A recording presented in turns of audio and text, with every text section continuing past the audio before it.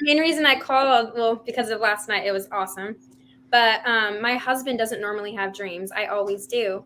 Okay. And last night after we had our thing with Nicole, I was like, babe, I'm going to pray for you tonight. And God's going to give you a dream about your life and your career. And guess what? He called me at work today and he's like, I had the most vivid dream. and so I'm calling on his behalf because he's still at work. So my notes are they're kind of scrappy, but I'll do my best. So he was in his dream, he was in a small old Volkswagen Bug.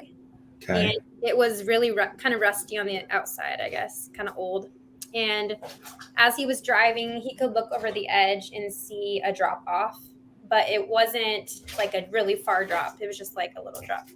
And he saw a train down there and a couple other, I think, buildings. But sorry, I have my baby too. But anyway, so he saw there was like a small train, like a kid's toy kind of train, just like a single train, he said. And somehow he ended up crashing, but he was okay. He got out of the car. He said there was 2 men. He started talking to one of the men, but right when he opened his mouth, his words became super slurred. And so it was like slow motion. And all of a sudden he like passed out and he woke up and he was in the train halfway in the window with his body halfway out. And he was teetering inside the train. And he saw like these bubbles kept popping up that said hate, and it would go away, hate, hate. And then it would say love, like it actually said love in the train. But then he would keep seeing these, like, I don't know, he explained it was like a bubble, kind of like it would pop open and say hate, hate. And then all of a sudden he got rescued from a helicopter. It rescued him out of there. And he was way up high where he could look down and see the train. And it was actually like, had these like evil teeth and all this stuff. Owen, I'm on the laptop. Owen, I'm on the laptop. Anyways, so that was the end of the dream. Just once. So. Wow, that's awesome. Like a demonic Thomas the Tank Engine. Yeah, exactly. Yeah, so it was just like he just explained that it was like it had really terrible looking teeth and it was really evil. So. And then he got rescued by a helicopter. Yep. Wow. So the train was below him off of the cliff, right? Yes. Yeah. And then he crashed. Did he crash over the cliff, or he wasn't sure? He like crashed down the cliff. Yeah. Not crashed down the cliff. Was talking. Yeah. Right. Talking to 2 guys, slurred speech, falls asleep or passes out, wakes up half in, half out of the train. The love, hate thing. Teetering. Yeah. Okay, cool. So he's entering a place of instability, but God is giving you a warning so you'll know in advance. So this is really important. And by the way, obviously this is recorded so he can listen to the whole thing later.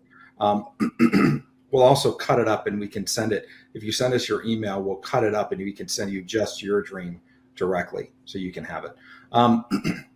Super, super cool dream. So the idea of a Volkswagen, what does he do for a career right now?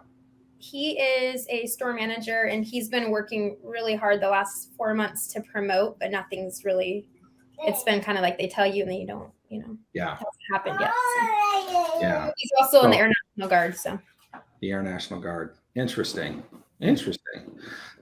So the idea of a kind of a rusted out Volkswagen is the idea of it's like a college car. It's kind of the beater mobile that you get initially, and you kind of keep it as long as you can. And, as you're working in your career and progressing and starting a family and all of that, eventually you want to upgrade to the Lexus SUV or something. But so this is the idea of he's feeling the need to have a better vehicle, but where he's at is where he's at. So that's what the car represented. It's his vehicle, the destiny. It's his current position. Mm-hmm. So below, he sees the train. It's just a single engine, which reminds me of 2 things: the Thomas the Tank Engine and the little engine that could, right? Yeah. Because you said it's like a toy train. And so he saw that below him. And so he was just like, wow, okay, so he's on this cliff. And the idea of being on a cliff is being in a place that you're not really sure you want to be there, especially if you're driving. It's like, oh, this is kind of unsafe. I'm not sure, I hope it comes out okay. And it's the idea of the insecurity that he's probably feeling in his career, wanting to promote. It hasn't happened yet. Is this really what I want to do? Should I bail now? What's happening? And then there's a crash, which is the idea of he's ejected off that path and out of the car by no fault of his own. So if that happens, don't freak out.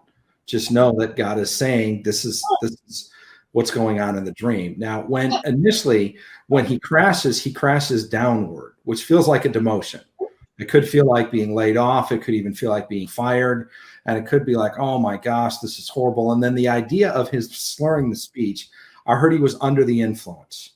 Now, under the influence, I believe he was under the influence of the Holy Spirit, which is God letting you know that this was God designed for this to happen, to move him to a different position. Okay. But there's a time in transition where he's literally in transition. He's half in the train, he's half out of the train. There's the whole love and the hate thing. So there's like this juxtaposition of several different ideas. And it's the idea of he's trying to figure out, what do I do? Where do I go? What's next? Hi, buddy. He's cute. So he's trying to figure out what's going to happen. And he's half in and half out of the train. So he hasn't fully made the decision.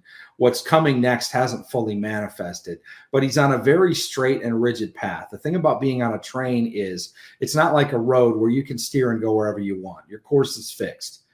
And so his course is fixed, and he's not sure this is the course he wants to be on. So he's literally half in and half out, right? But he sees that this is a train of love, but then he sees these bubbles of hate. So it's the idea that things are not what they say. It's supposed to be a love train, but the train kind of has this evil scowl. It has this hate bubbling up. The atmosphere isn't really what he wants to be in. And then what happens is he gets rescued by a helicopter, which could represent a full-time position in the Air Force. It could also represent just simply promotion. The fact that he's in the Air Force and he gets rescued by a helicopter, I think is super interesting. Can I say one thing really quick? Sure. Yeah. So he's actually out of the Air Force next year, but he would have been gone deployed recently, but that didn't happen. And so he's supposed to be getting out this next year, which is a big deal to him. And he did not get vaccinated. So he's also waiting on to know what they're doing with him the next few months too. Yeah. So. Okay. Interesting. Yeah. So there is a lot of uncertainty in his kind of career and what's happening. So he's trying to get promoted at the job that he's at the store. And then he's got the whole thing with the Air Force going on. And yeah, so the idea of being rescued by a helicopter is the idea of being promoted. You're off the cliff. You're out of the old car. You're out of the half in, half out of the train with the hate bubbles and, kind of the demonic Thomas the Tank Engine. And you're being transported to a whole new place, but it's all upward. So it might be something completely different than anything that he's involved in right now, but it's definitely going to be a promotion. And I feel like it's going to be a promotion designed for him because there's a difference between a helicopter, which is also a rescue vehicle, and like being on a jetliner or a plane, So I feel like God is sending help, and no matter what happens in the next, I feel like 3 or 4 months, just know that God gave you this dream in advance to let you know how the story ends. So God can do this, and he does this a lot of times. So give us things to let us know in advance of something that's going to happen. So we know kind of where it's going. And we know, more importantly, that he's with us the whole way. The crash wasn't his fault. He was under the influence of the Holy Spirit. He passed out, which was no fault of his own. So those were 3 different things that had really nothing to do with him, that ended him up in this situation he was half in and half out of.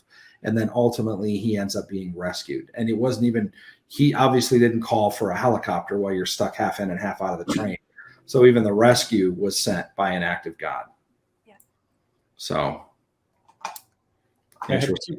2 comments on the beginning and the end. The vehicle, the 2 vehicles, the bug and the Hilo. The small bug that's rusty. The Volkswagen was the people's car, and it's just as John was saying, it's just a regular thing, but it's a bug. It's indicative of what this is, a vehicle for destiny, and there's just something that's bugging about the path he's on. The fact that it's rusty, it's like, this is getting really old. Something needs to change. And so as it goes on, it does change. And at the very end, when the Hilo rescues him, the helicopter is a vertical elevator. It's a 3D elevator. The last dreamer had a dream of a horse in an elevator. It's, as John said, it's a vehicle for promotion. And so things are going to get better. Even though it seems kind of nasty between now and then, it's all getting better. So chin up, it's getting better.